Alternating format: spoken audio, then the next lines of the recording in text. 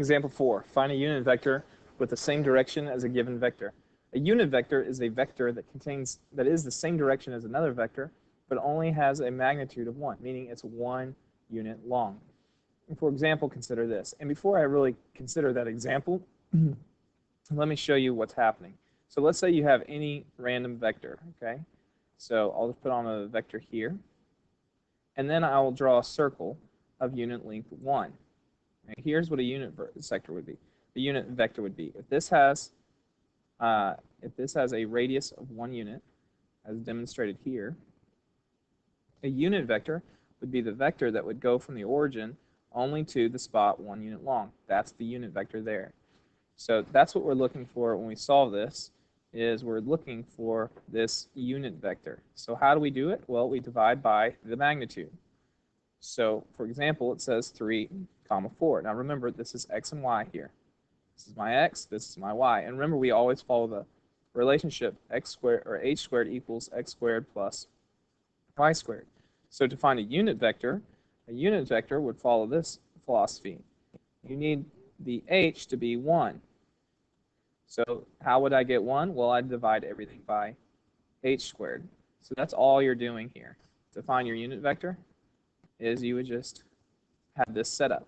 So in this case, if we have, this would be a 3, 4, 5 triangle, because 3 squared is 9, plus 4 squared is 16. So our h is equal to 5 on this problem.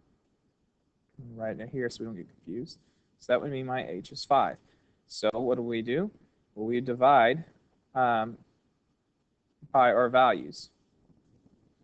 And one thing I did not finish off over here, when you actually put it into vector form, you would actually just do x over h and y over h.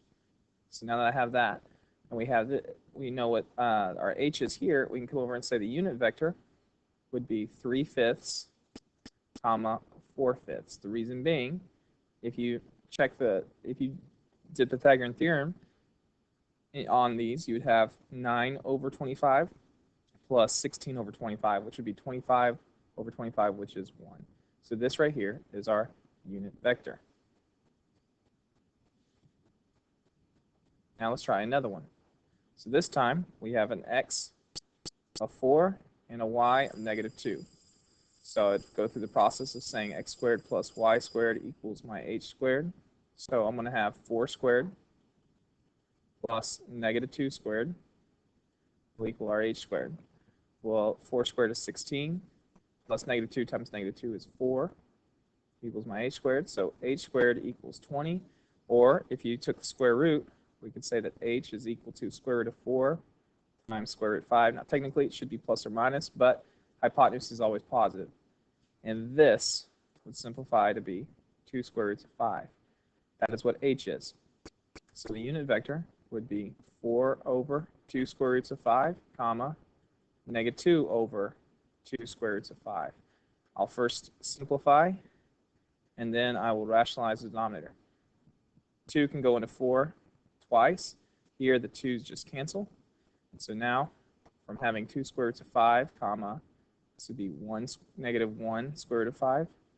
We now rationalize the denominator. I'll multiply each by the square root of 5 over 5. Square root of 5 over square root of 5. And we'll find out that the unit vector is 2 square roots of 5 over 5, comma, negative square root of 5 over 5. This would be our answer. Now I've got one for you to try.